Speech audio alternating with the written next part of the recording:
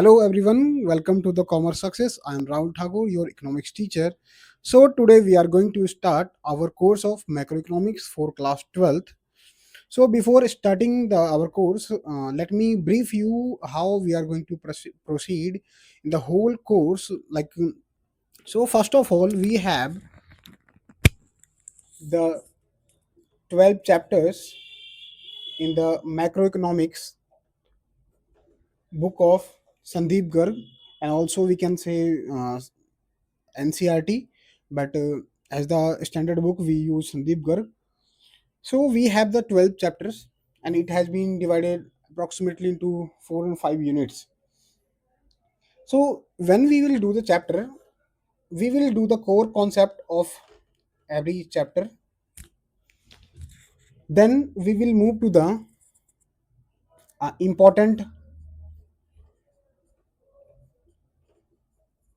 diagrams, numericals. If there is any numericals, then we are going to do that also, and we will do it in a deep manner so that there will be no issue in exam to you. Then at last we will do repeated or frequently asked questions that has been asked in the board exams. So we are going to do the whole syllabus in this manner. And at last, one more thing, I will also try to relate the things and our economic concept with the real life economic examples and geopolitics that is happening around us. Nowadays we are seeing that a lot of things are going on, how these things impact our life, and how these economic concept that we are going to study in our course, uh, and how these economic concept that we are going to study actually are put into the use in the economy. Like many times we say that the whatever the subject we are doing, we don't know their practical application. But here I am also going to tell you how these concepts are going to be used in our life and what are the practical examples. So be with me, we will start with our first chapter, that is circular flow of income, and we will continue the chapter. Now we are going to start with our first topic, that is the circular flow of income.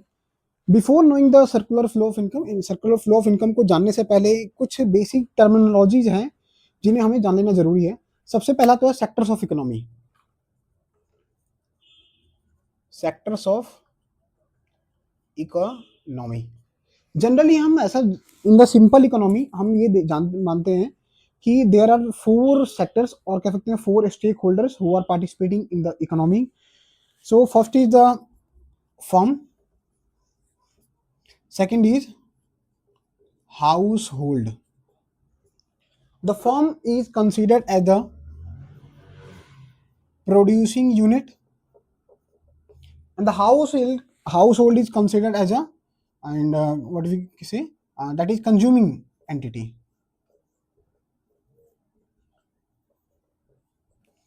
We all are part of a household, like we all have a family. We purchase a lot of things to consume. हम बहुत सारी चीज़ें खरीदते हैं अपने consumption purpose के लिए, चाहे वो घर में बहुत सारे सामान हो, है ना, घर का मंथली राशन हो, फ्रिज हो, टीवी हो, कूलर हो, कुछ भी चीज़ हम जो खरीदते हैं वो क्या हमारे कंजम्पशन पर्पस के लिए होता है. इसलिए हम उसे क्या करके मान के चलते हैं, हम इसलिए क्या है, एक तरह से हाउस होल्ड है और वो हमारा कंज्यूमर आइटम है. अब इसी में यदि हम फर्म को देखिए, फर्म क्या एक प्रोड्यूसिंग यूनिट है. तो ये हमारे क्या है, these are the two sectors of the economy. But apart from these, इनके अलावा भी क्या हमारे पास दो और सेक्टर हैं इकोनॉमी के, जिन्हें हम बोलते हैं गवर्नमेंट, है ना, government, and the next one is the foreign sector. Foreign sector. What are the uses of these other two sectors of the economy? We are going to see in the further lectures. अब इन दो जो sector of economy है, like government के और foreign sector के, इनके क्या use हैं और ये क्या इकोनॉमी में कंट्रीब्यूशन करते हैं, इसको हम अभी इसी चैप्टर में आगे पढ़ेंगे. पर फिलहाल के लिए आपको ये याद रखना है कि इकोनॉमी में चार सेक्टर होते हैं. पहला है फर्म, हाउस होल्ड, गवर्नमेंट और फॉरेन सेक्टर. अब हम जब कहते हैं, बात करते हैं सिंपल इकोनॉमी की, तो सिंपल इकोनॉमी में हम सिर्फ टू सेक्टर की बात करते हैं, टू सेक्टर इकोनॉमी. और जब हम बात करते हैं कॉम्प्लेक्स इकोनॉमी की, और जिसको जब हम बोलते हैं four sector economy, then we are also going to add the government and the foreign sector. So these are the these make the four sectors of the economy. अब यहाँ पे बात आती है सर्कुलर फ्लो ऑफ इनकम की. So what is generally mean by the circular flow of the income? If we simply try to understand, यदि हम साधारण तरह से इसको समझना चाहे, तो सर्कुलर फ्लो ऑफ इनकम का सीधा मतलब है इनकम का सर्कुलर फ्लो. मतलब कि हम जानते हैं कि एक आदमी की जो इनकम है वो किसी और का क्या हुआ, एक्सपेंडिचर होगा, है ना. जैसे हमें मान लेते हैं हम दुकान पे गए शॉपिंग करने, तो हमारी जो इनकम थी, हमारे पास जो पैसे थे शॉपिंग के लिए, हमने क्या उसे खर्च किए, और वो हमारा जो एक्सपेंडिचर है गुड्स एंड सर्विसेज पे, वो क्या होता है, दुकानदार की इनकम बन जाती है. फिर वो दुकानदार भी कहीं से सामान खरीदेगा, कुछ ना कुछ तो खरीदेगा कंजम्पशन पर्पज के लिए, क्योंकि हम ऐसा मान के चलते हैं, मान के क्या चलते हैं भाई, रियलिटी है कि हर आदमी हर कुछ प्रोड्यूस नहीं करता. So in economy, this economic web, we are interdependent on each other. So we are going to understand this by the simple example. Let's assume there are 2-3 person, like person A, person B, person C, and let's assume person D. So what is going to happen? Person A have got some income. Person A की कुछ earning हुई है, मान लेते हैं आज 1 तारीख है और भाई की सैलरी आई है. अब इन्होंने क्या किया, अब ये सैलरी का क्या करेंगे, अब सैलरी को ये खर्च करेंगे कहाँ पे, अलग अलग चीजों पे. ठीक है, अब मान लेते हैं ये सबसे पहले सैलरी को गए, ये राशन लाने गए अपने घर का, क्योंकि सबसे पहला हम वही प्रायोरिटाइज करेंगे. अब ये है ना, एक्सपेंडिचर जो है ए का, वो क्या होने वाला है, बी की इनकम बन जाएगी, क्योंकि ए ने पैसे देके सामान खरीदा है बी से, तो नाउ जो बी ने सामान बेचा है उससे क्या है, इसकी इनकम बनेगी. अब बी भी क्या करेगा, आगे मान लेते हैं बी को कुछ जरूरत थी मोटरसाइकिल की, बाइक की, तो ये भी क्या है, पैसा खर्च करने वाला है. अब बी की जो इनकम जो उसने ए से कमाई थी, अब वही पैसा मान लेते हैं वो खर्च कर रहा है कहां पे, सी के पास. तो इस तरह से हम देख सकते हैं, ए ने जो इनकम अर्न की थी उसे उसने बी के पे स्पेंड किया, तो वो बी की इनकम बन गई. अब बी ने जो ए से अर्न किया, अब वो इसे स्पेंड करने जा रहा है, तो वो क्या है, सी की इनकम बन जाएगी. अब मान लेते हैं अगले केस में सी ने भी क्या किया, कुछ और इसको सामान खरीदना है, और वो डी के पास गया, डी से उसने कुछ सामान खरीदा. तो इस केस में क्या हो जाएगा, जो डी है हमारा, उसको उसने क्या है, इनकम अर्न किया, और जो सी है उसने पैसा स्पेंड किया. और मान लेते फिर डी फाइनली क्या जाता है इस पूरे सर्कुलर फ्लो में, कि डी भी गया, डी ने ए से कुछ खरीदा, ए का भी किसी तरह का बिजनेस था, और इसने क्या किया, अपना जो इनकम अर्न किया था सी से, उसको यहाँ पे स्पेंड कर दिया. तो फाइनली हम क्या देख पा रहे हैं कि पैसा जो इनकम है, income of one person is expenditure of other. यहाँ पे कह सकते हैं income of this A is expenditure of D, और यहाँ पे क्या है फिर, expenditure of one person is income of other person. So simply हम कहें तो सर्कुलर फ्लो में क्या, जो मनी है हमारे हाथ में, हाथ वो मनी हैंड एक्सचेंज करता है, और एक हाथ से दूसरे हाथ में जाता रहता है. किस फॉर्म में, इनकम जनरेट होती है फैक्टर इनकम के फॉर्म में, और जो हमारी एक्सपेंडिचर है जो हम खर्च करते हैं, किस पे करते हैं, गुड्स एंड सर्विसेज पे करते हैं. ठीक है, अब सर्कुलर फ्लो के जनरली क्या है, 3 फेजेज आते हैं.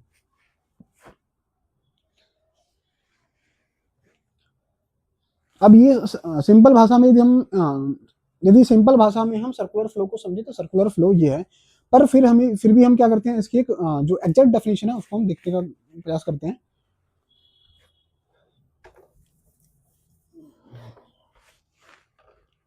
तो सर्कुलर फ्लो ऑफ इनकम को कैसे डिफाइन करते हैं, circular flow of income, it is the flow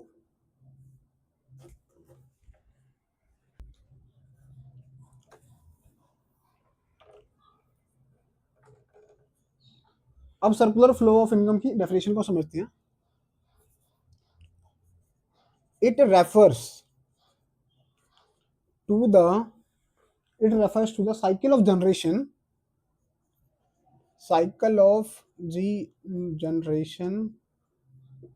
of income.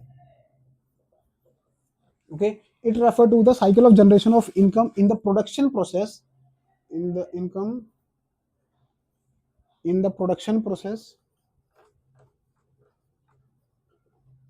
production process by the household and production process and its distribution among the factor of production and its, और क्या इसमें हम कहते हैं, and its final circulation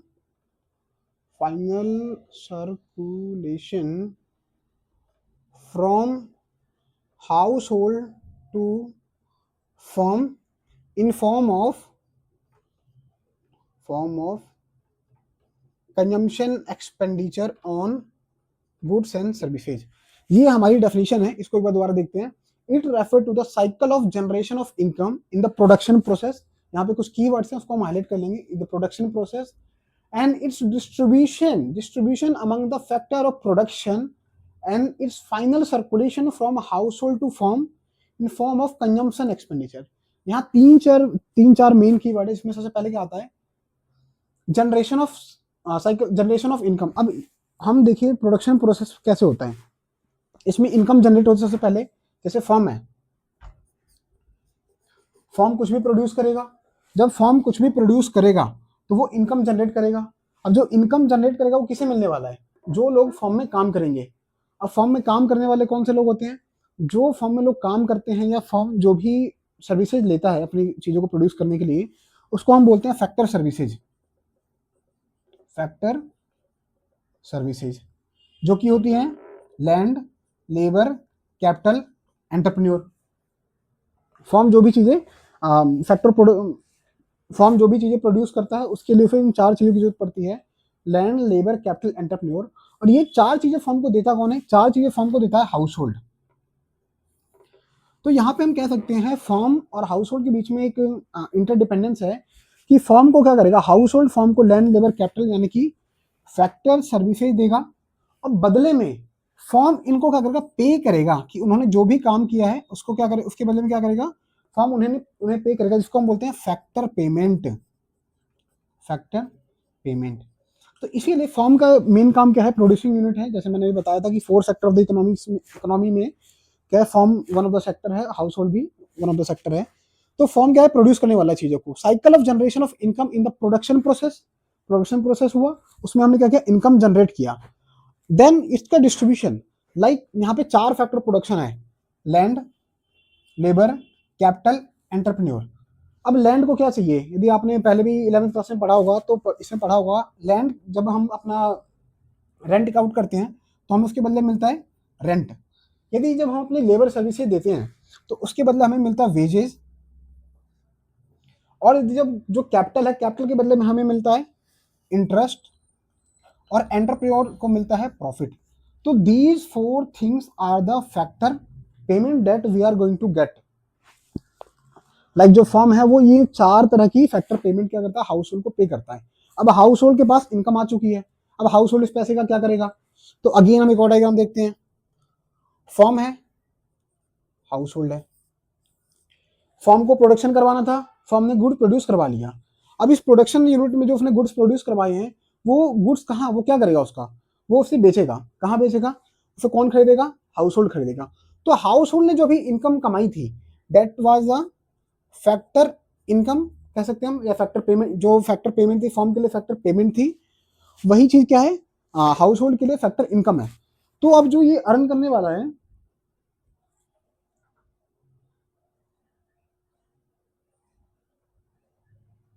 ठीक है. अब जो फर्म अब जो हाउस होल्ड ने अर्न किया है फैक्टर इनकम, अब वो क्या करेगा, यही इसी पैसे से सामान खरीदेगा, गुड्स एंड सर्विसेज खरीदेगा. वो क्या करेगा, अब इन्हीं पैसे से गुड्स एंड सर्विसेज खरीदेगा. अब गुड्स एंड सर्विसेज कौन देगा, इसे फर्म देगा. Now again there is going to be a exchange between firm and household. Firm will provide household goods and services, and the household is going to pay back from in the form of expenditure on goods and services.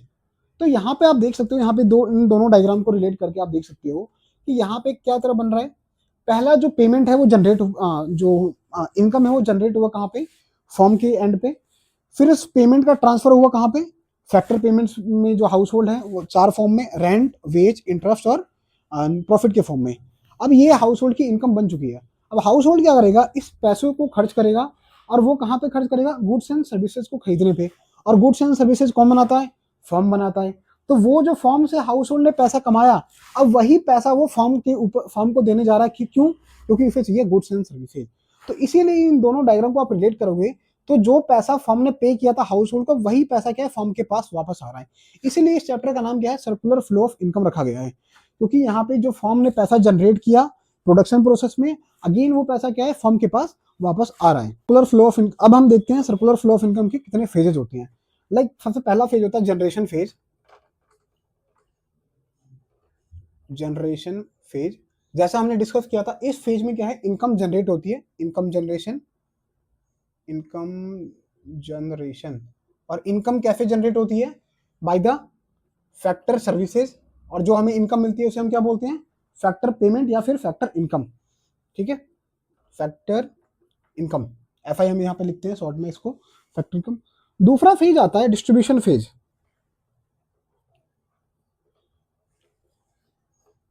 अब इस distribution phase में क्या होने वाला है, जो भी income factor of payment, factor services के थ्रू अर्न किया गया था हाउस होल्ड के द्वारा, अब वो उसे क्या डिस्ट्रीब्यूट किया जाएगा, किस फॉर्म में, वही है जो हमने पढ़ा था, रेंट, वेजेस एंड इंटरेस्ट और प्रॉफिट के फॉर्म में चारों को मिल जाएगा। रेंट कौन लेगा, रेंट कौन लेगा, रेंट रहेगा, रेंट कौन लेगा, लैंड के बदले हमें रेंट मिलेगा। एंड वेज के बदले हमें क्या मिलेगा, किसके बदले वेज मिलेगा, हमें वेज मिलेगा अपने लेबर सर्विसेज के बदले। और हमें जो इंटरेस्ट मिलेगा वो कैपिटल पे मिलेगा, प्रॉफिट मिलेगा वो एंटरप्रेन्योर को मिलेगा। एंड तीसरा फेज आता है डिस्पोजिशन फेज। अब इस फेज में जो भी हमने इनकम अर्न की है, जो हाउस होल्ड ने इनकम अर्न की है, वो क्या है, वो खर्च करने वाला किस पे, गुड्स एंड सर्विस पे स्पेंड कर देगा। अब इसको यदि हम एक डायग्राम में बनाएं, जैसे 1 में क्या है, जनरेशन, दूसरे में क्या है, डिस्ट्रीब्यूशन, तीसरे में क्या है, डिस्पोजिशन। तो ये एक तरह का क्या है, साइकिल बना लेता है, जिसमें क्या इनकम जनरेट हो रही है, इनकम फिर डिस्ट्रीब्यूट हो रही है, और फिर वो क्या है, खर्च हो रही है, स्पेंड हो रही है, डिस्पोजिशन हो रहा है। और फिर अगेन जो हमने पढ़ा था कि income of 1 person, sorry expenditure of 1 person is income of other person. ये पूरा साइकिल चलता रहेगा, और फिर हम देखते हैं फाइनली ये चक्र जो है, ये साइकिल है, ये चलता रहता है। अब इसमें एक चीज और हम जानने वाली बात है, ये हम आगे भी आने वाले अपने कोर्स में पढ़ेंगे। जब भी हम बात करते हैं इनकम की, तो याद रखना इनकम सिर्फ इन 4 फॉर्म में होती है। आप दुनिया की किसी भी तरह की इनकम को एज्यूम कर लो, यदि वो आपने अर्न की है, अर्न इनकम है, तो वो सिर्फ इन 4 फॉर्म में होती है। ठीक है, रेंट, वेज, इंटरेस्ट और प्रॉफिट, दुनिया की सारी इनकम इन 4 फॉर्म में ही होती है, इसके अलावा वो कोई और फॉर्म में नहीं हो सकती। ठीक है, अब इसके बाद हमारा अगला टॉपिक जो आता है बहुत ही इंपॉर्टेंट है, वो आता है स्टॉक एंड फ्लो का। स्टॉक एंड फ्लो के कॉन्सेप्ट को समझना बहुत ही जरूरी है, क्योंकि अभी जो हमने पढ़ा सर्कुलर फ्लो, उसका नाम क्या है, फ्लो है। तो फिर स्टॉक क्या है, स्टॉक को भी समझते हैं। स्टॉक का सिंपल मतलब है कोई भी चीज जिसे पर्टिकुलर पॉइंट ऑफ टाइम पे मेजर किया जा सके, उसको हम क्या बोलते हैं, स्टॉक बोलते हैं। और जब हम बात करते हैं फ्लो की, तो फ्लो क्या है, वो चीज जो over the period of time collect होती आ रही है। जैसे यदि मैं आपसे अभी पूछूं कि आपके बैंक अकाउंट में इस वक्त कितने रुपए हैं, तो यदि वो चीज आप मुझे अभी बताते हो कि सर मेरे अकाउंट में 5,000 है, 10,000 है, 1 लाख है, तो वो आपका क्या है, वो एक स्टॉक है। क्यों, क्योंकि आपने जो मेजर किया है अपने अकाउंट में, जो भी आपका अमाउंट है, उसको एक पर्टिकुलर पॉइंट ऑफ टाइम पे किया है, तो उसको हम क्या बोलते हैं, स्टॉक का कॉन्सेप्ट कंसिडर करते हैं। वहीं पे यदि मैं आपसे पूछूं कि बताओ पिछले 1 साल में, मतलब कि 365 डेज में आपके अकाउंट में कितने ट्रांजेक्शन हुए हैं, कितने अमाउंट्स का पैसा आया है या गया है, तो उसको मेजर करने के लिए आपको क्या चाहिए, आपको पूरा 1 साल का ट्रांजेक्शन देखना पड़ेगा, मीन 1 साल का पीरियड लेना पड़ेगा। इसलिए हम इसे क्या बोलेंगे, एक फ्लो का कॉन्सेप्ट बोलते हैं। ठीक है, क्योंकि ये एक over the period of time measure किया जा रहा है। हम दूसरा एग्जांपल एक और ले सकते हैं। जैसे मानते हैं आपकी मम्मी ने आपको कहा कि जाओ टंकी में देख के आओ, टंकी में कितना पानी है। यदि आप उस टाइम पे जाते हो, कहते हो टंकी आधी भरी हुई है, तो वो क्या है, एक स्टॉक का कॉन्सेप्ट है, क्योंकि उस पर्टिकुलर पॉइंट ऑफ टाइम पे जब आप उसे देख रहे थे, that was a part of stock, क्योंकि टंकी आधी भरी हुई थी. Now you are staying there for half an hour and now motor has been switched on and water is flowing. Over the period of time you will see the tank is getting filled, है ना, पानी इसमें धीरे धीरे धीरे भर रहा है. तो ये क्या हो जाएगा, और over the period of time क्या होगा, टंकी होता है फुल हो जाए. तो उसमें जो एडिशन ऑफ पानी वाटर हो रहा है ओवर द हर मिनट क्या उसमें कुछ ना कुछ पानी का एडिशन हो रहा है, तो इसलिए क्या हो रहा है, वो एक फ्लो का कॉन्सेप्ट है. तो stock is the something which is measured at point of time. ठीक है, and this is something, and the flow is something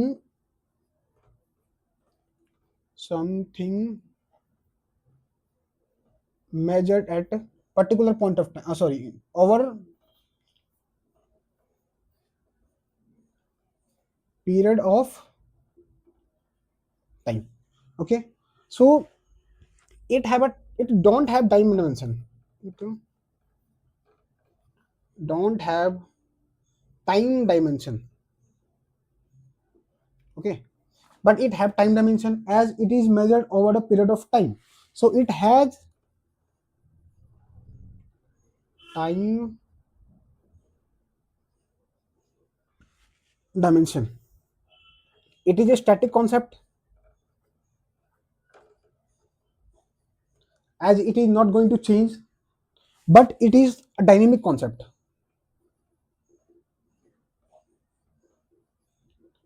It is going to be changed over the period of time. Okay, so that's why we have named it as a dynamic, considered it as a dynamic concept and it as a static concept. ये भी एक बहुत important topic है जो कि exams में बहुत बार आता है. ठीक है, और या फिर इससे कुछ क्वेश्चंस बन जाते हैं जहां पे आपसे पूछा जाता है कि बताओ ये चीज स्टॉक का है, स्टॉक में कंसीडर की जाएगी या ये चीज फ्लो में कंसीडर की जाएगी. अब फिर कुछ और एग्जांपल्स देखते हैं, like population. Population as on 31 March 2026 देख लेते हैं.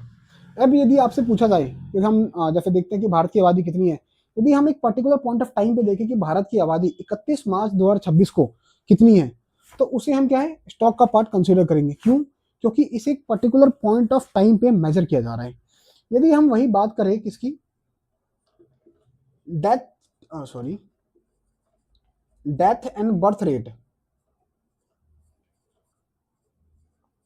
ड्यूरिंग 2025 एंड 26, 2025 से लेकर 2026 के बीच में यदि हम डेथ और बर्थ रेट की बात करें, तो वो क्या है, एक फ्लो का कॉन्सेप्ट है. क्यों, क्योंकि पूरे साल में 365 दिन के अंदर बहुत सारी डेथ्स और बहुत सारे बर्थ्स हुए होंगे. तो यहाँ पे क्या है, वो अगेन वो एडिशन टू द स्टॉक है. हर बार एडिशन क्या हो रहा है, स्टॉक में एडिशन हो रहा है. तो जब उसको टाइम पीरियड में हम मेजर करें तो वो हमारा क्या है, फ्लो का पार्ट हो जाएगा. एक और कॉन्सेप्ट देखते हैं, एग्जाम्पल देखते हैं इसका, दैट इज नेशनल वेल्थ. और यहाँ पे आता है national income.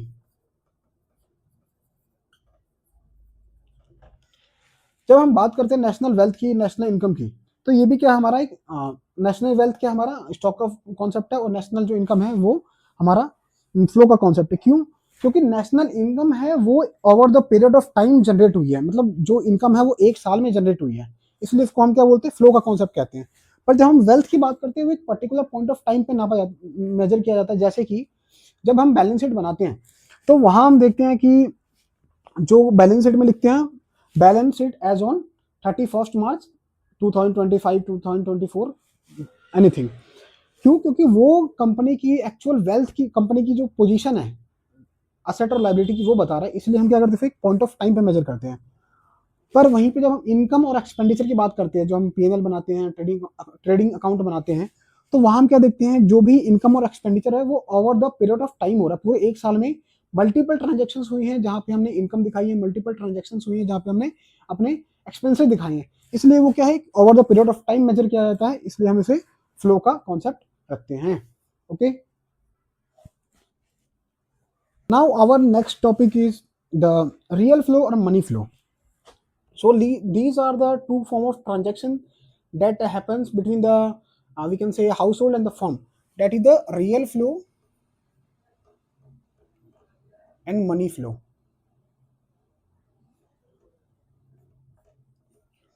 First, we see the real flow. What is there?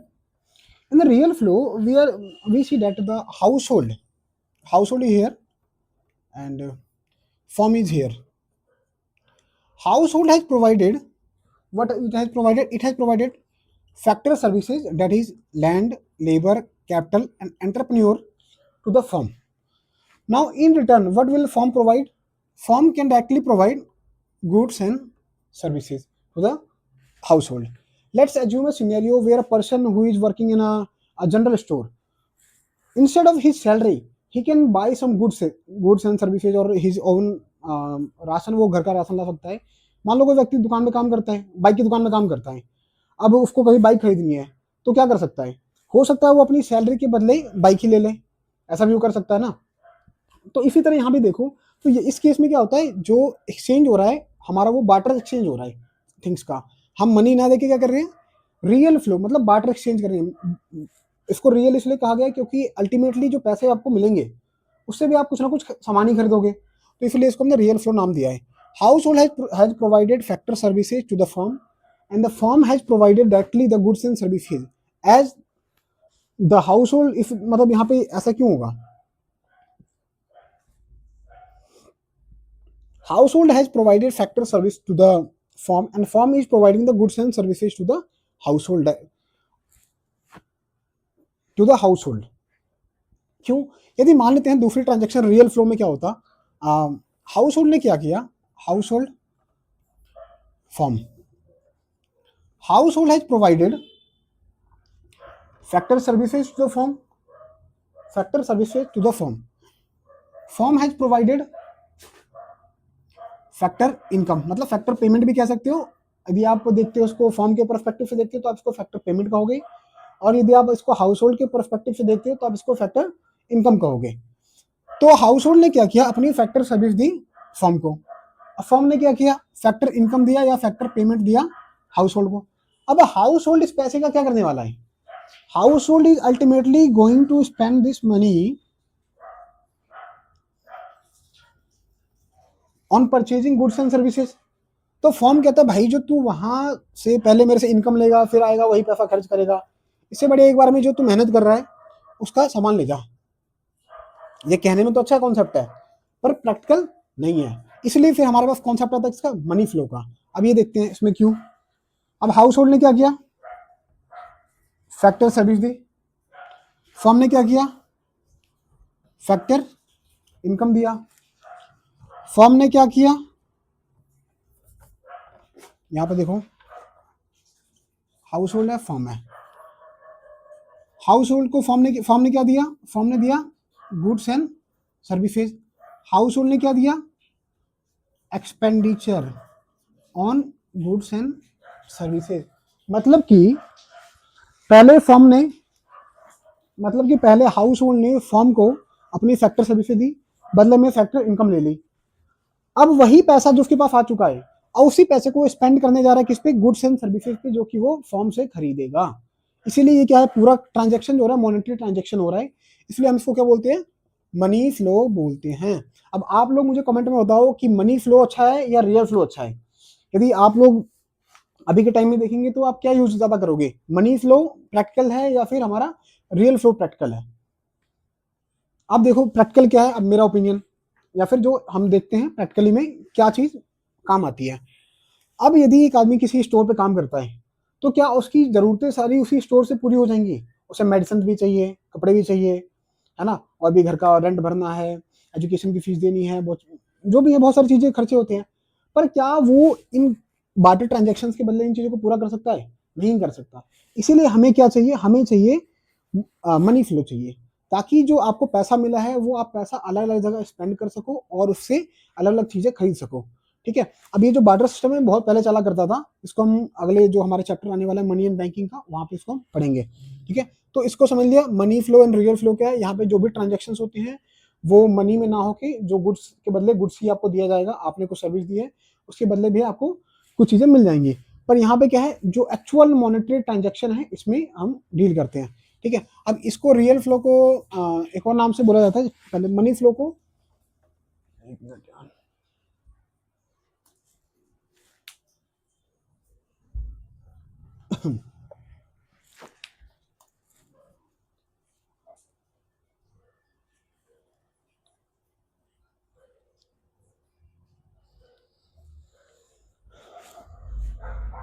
ठीक है, इसको हम नॉमिनल फ्लो कहते हैं। दूसरा नाम जो इसका प्यार से हम इसे नॉमिनल फ्लो भी, सॉरी इसे नहीं, इसे हम फिजिकल फ्लो कहते हैं, फिजिकल फ्लो, और इसे हम कहते हैं नॉमिनल फ्लो। ठीक है, इसको आप सिंपली डिफाइन कर सकते हो कि the firm is paying like the, इसको आप सिंपली डिफाइन कर सकते हो, मनी फ्लो को आप डिफाइन कर सकते, आप मनी फ्लो को सिंपली डिफाइन कर सकते हो the payment like the transaction where the firm is getting factor services and paying factor payment for their services. और वहां पे अगेन दूसरा ट्रांजेक्शन इसमें क्या हो रहा है कि household is spending his income in form of expenditure on goods and services to buy goods and services from the firm. और यहाँ पे क्या हो रहा है, सीधा फिजिकल ट्रांजेक्शन हो रहा है चीजों के बीच में। ठीक है, हमने फोर सेक्टर ऑफ इकोनॉमी के बारे में क्लास जो हमने फोर सेक्टर ऑफ इकोनॉमी के बारे में थोड़ा सा स्टार्टिंग में पढ़ा था, जिसमें फोर सेक्टर थे। पहला था फर्म, दूसरा था हाउस होल्ड, तीसरा था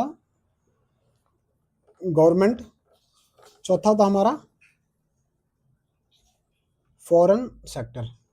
अब हम देखते हैं सिंपल इकोनॉमी में किस तरह से ये चीजें काम करती हैं। सिंपल इकोनॉमी का मतलब क्या है, जहां पे सभी सेक्टर्स का इन्वॉल्वमेंट नहीं है। और सिंपल इकोनॉमी में भी हम यहाँ पे दो तरह की अब इकोनॉमी देखते हैं। पहली इकोनॉमी, मतलब सिंपल इकोनॉमी को आप समझो दो तरह की इकोनॉमी होती है, एक होती है क्लोज्ड इकोनॉमी,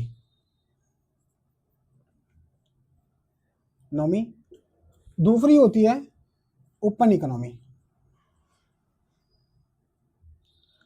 क्लोज इकोनॉमी वो इकोनॉमी होती है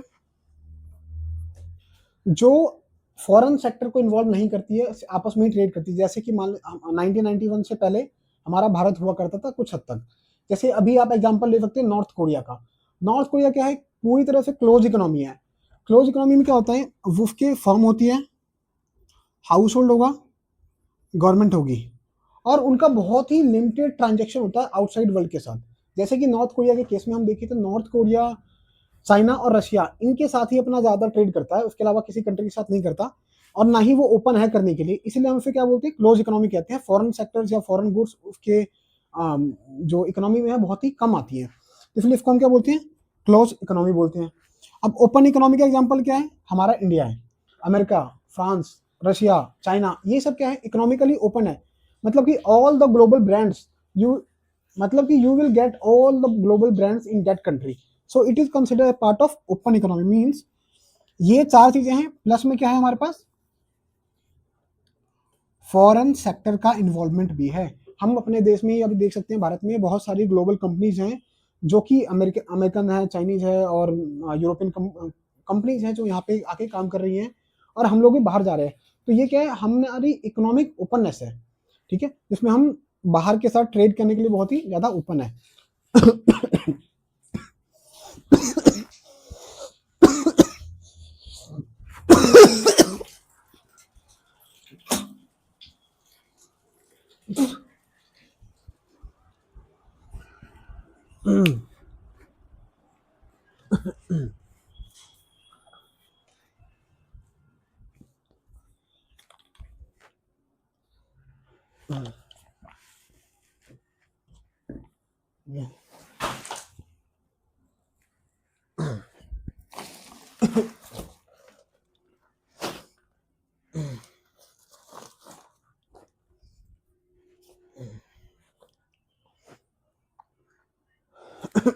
ठीक है, तो हम देख ठीक है, तो हम देख सकते हैं कि जो हमारी इकोनॉमी है वो क्या है, ओपन इकोनॉमी है। बाकी बहुत सारी कंट्रीज, मतलब बहुत लिमिटेड कंट्रीज हैं जिनकी इकोनॉमी क्लोज इकोनॉमी है, जिसमें एक प्राइम एग्जांपल हम नॉर्थ कोरिया का देख सकते हैं।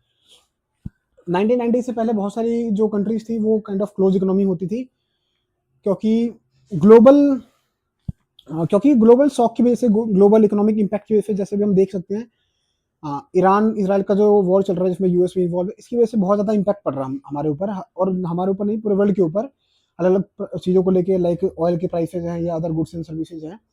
तो इसलिए ज़्यादातर इकोनॉमी पहले क्या है, जो अपने स्टार्टिंग फेज में होती थी वो ये पसंद करती थी कि वो क्या है, क्लोज इकोनॉमी रहे और धीरे धीरे डेवलप कर जाए, उसके बाद वो अपने आप को ओपन करती थी।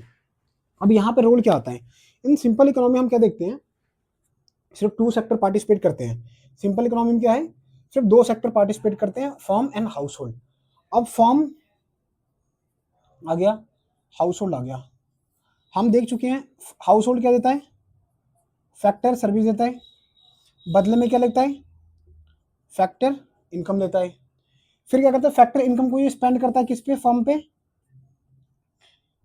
Expenditure on goods and services. और फिर इससे क्या लेता है, फर्म से गुड्स एंड सर्विस लेता है। तो ये जनरली ट्रांजैक्शन होता है फर्म और हाउस होल्ड के बीच में।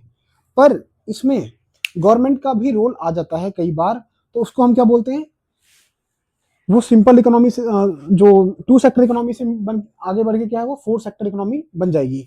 अब गवर्नमेंट का रोल क्यों आता है, जब गवर्नमेंट का रोल आता है और फॉरेन सेक्टर का भी इसमें रोल आता है, तो उसको हम बोलते हैं क्या, लीकेजेस और इंजेक्शंस। ये हमारे सिलेबस में पर्टिकुलरली नहीं है, बट हमें जानना चाहिए।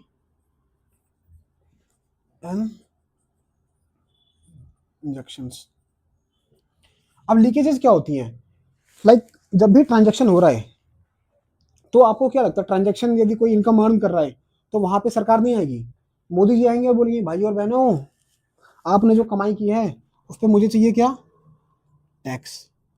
मतलब कि मानते हैं फर्म ने जो इनकम जनरेट की है 1 लाख रुपीज की, तो सरकार उस पर कुछ ना कुछ टैक्स देगी। तो वो इनकम क्या पूरी तरह से हाउस होल्ड के पास पहुंच पाएगी, नहीं पहुंच पाएगी, उसमें कुछ ना कुछ थोड़े बहुत रिडक्शन होंगे। तो इसलिए यहाँ पे क्या लीकेज होगा, मतलब सर्कुलर फ्लो में क्या है, एक लीक हो गया है, जहां पे जितना पैसा जनरेट हुआ है उतना पैसा हाउस होल्ड तक नहीं पहुंच पा रहा है, तो इसलिए उसको क्या बोलते हैं, लीक टैक्स का क्या है, लीकेज है। अब वहीं पे कई बार क्या हो सकता है, मोदी जी चाहते हैं कि हम लोग ईवी का यूज ज्यादा से ज्यादा करें, है ना। अब इसके लिए हमें क्या सकते हैं, भाई और बहनों आप ईवी का यूज कीजिए, हम आपको क्या देंगे, सब्सिडी देंगे। तो इस फॉर्म में वो क्या कर रहे हैं, हमें एक तरह की फाइनेंशियल हेल्प दे रहे हैं कि हम इलेक्ट्रॉनिक व्हीकल्स ईवीज का ज़्यादा से ज़्यादा यूज करें। तो वो हमें आगे क्या कहेंगे कि भाई और बहनों मैं आपको इलेक्ट्रॉनिक व्हीकल्स पे क्या देता हूँ, सब्सिडी देता हूँ। तो इससे इस फॉर्म में क्या हो रहा है, जो हाउस होल्ड है उसके पास थोड़े पैसे और एक तरफ से भेजे जा रहे हैं, उन्हें पैसे दिए जा रहे हैं। तो ये क्या होगा, इंजेक्शन का पार्ट होगा। ऐसे बहुत सारी चीज़ों में क्या करती है सरकार, फाइनेंशियली मदद करती है, चाहे वो हाउस होल्ड की हो या फॉर्म्स की हो, बहुत सारी सब्सिडी मिलती है। उस फॉर्म में ये क्या है, इंजेक्शन होगा, यदि सरकार टैक्स ले रही है तो उस फॉर्म में ये क्या है, लीकेज होगा। पर यहाँ पे एक और चीज़ आती है, क्या, फॉरेन सेक्टर का रोल आता है। और फॉरेन सेक्टर में हम देखते हैं जैसे जो फॉर्म है, क्या फॉर्म बाउंड है उसने जो भी सामान बनाया है वो भारत के अंदर ही बेचे, या जिस या उसने जिस देश में वो सामान बनाया है उस देश में ही वो सामान बेचे, ऐसा नहीं है। तो वो क्या कर सकता है, चीज़ों को बाहर एक्सपोर्ट कर सकता है। जब बाहर वो एक्सपोर्ट करेगा तो उसके पास अगेन क्या है, पैसा आएगा, है ना। तो ये भी एक तरह का क्या है, इंजेक्शन है, क्योंकि उसने बाहर पैसा भेजा, बाहर से जो पैसा कमाया है, तो हो सकता है वो जो पहले चीज़ें जिस रेट में या जिस प्राइस में इंडिया में बेच रहा था उससे ज़्यादा उसको बाहर में मिल रहा होगा, तो वो होता है एक्स्ट्रा पैसा कमा ले। तो ये भी एक तरह का इंजेक्शन है। अब जो हमारे हाउस होल्ड है वो भी क्या है, बहुत ही चालाक है। अब वो कह रहे हैं भाई जब फॉर्म अपना सामान सिर्फ इंडिया में नहीं बेचेगा, बाहर ही बेच सकता है, तो वी आर ऑल्सो इंडिपेंडेंट।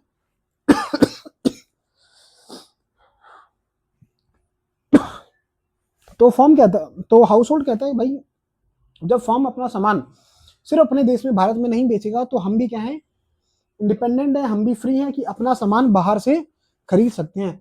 तो हाउस होल्ड क्या करेगा, बाहर से चीजें इंपोर्ट कर सकता है, इंपोर्टेड सामान मंगा सकता है। और जब वो चीजें इंपोर्ट करेगा तो वो क्या करेगा, पैसा कहाँ देगा, बाहर भेजेगा। ठीक है, इंपोर्ट के बदले जो बाहर जाएगा फॉरेन एक्सचेंज हमारा, तो ये क्या एक तरह का हमारा लीकेज हो जाएगा।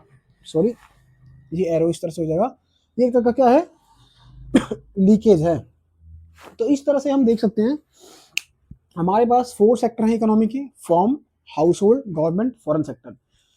ये हम सब जब हम सिंपल इकोनॉमी की बात करते हैं वहां पे फॉर्म और हाउस होल्ड का पार्टिसिपेशन है, दोनों पार्टिसिपेट कर रहे हैं, एक क्या दे रहा है, फैक्टर सर्विस दे रहा है, बदले में फैक्टर इनकम अर्न कर रहा है।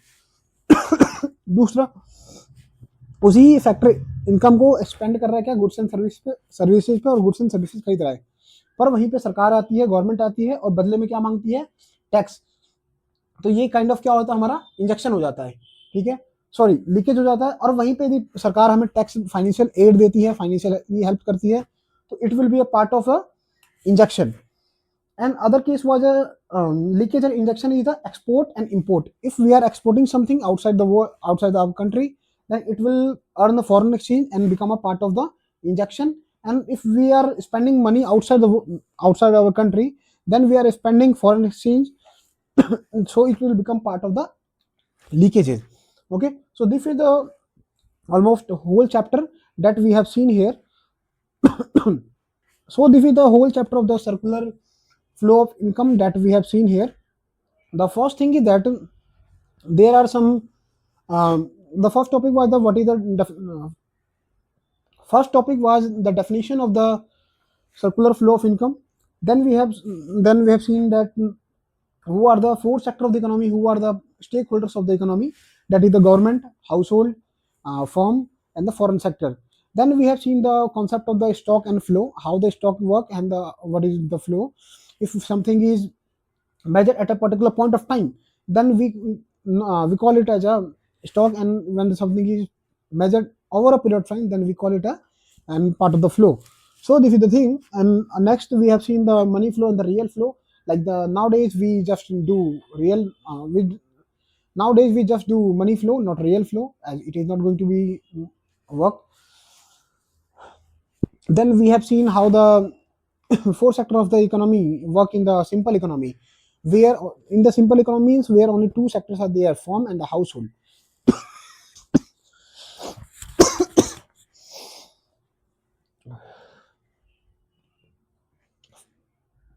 The simple economy means only two sectors of the simple economy means only two sectors of the economy are involved there, means farm and the household. If the government and foreign sector get involved, it will not remain the simple economy, it will become a complex economy, as there are some more transactions to do. Okay, so apart from that, we have also seen what is the closed economy, what is the open economy. If an economy is doing limited foreign transaction and all, it is dependent on itself or its closed borders, then it is called as a closed economy. And if a country is doing a lot of trade and capital movement with the foreign countries or other countries, then it will be considered as a part of the open economy, like our India, USA, and France, other countries are there. Okay, the important topics of this the whole is that that one part, the difference between the stock and flow, and that other is the real flow and money flow. Out of these two, anyone can come in the exams, your exams, definitely they come, मतलब उसमें से कुछ ना कुछ तो एक आएगा ही आएगा आपके एग्जाम्स में, मनी फ्लो या रियल फ्लो में डिफरेंस बताने वाला कॉन्सेप्ट आता ही आता है। उसके अलावा उसके अलावा कई बार हो सकता है इंजेक्शन और लीकेज में भी हम वो पूछे कि कई बार वो चीज़ें दे देते हैं कि ये चीज़ क्या है, ये लीकेज का पार्ट है ये चीज़ लीकेज का पार्ट है या फिर इंजेक्शन का पार्ट है, ये भी हमें कई बार समझना होगा। That's all in this chapter. So now you can refer to the notes, you can make your own notes, or we can also get notes from us. Okay, thank you.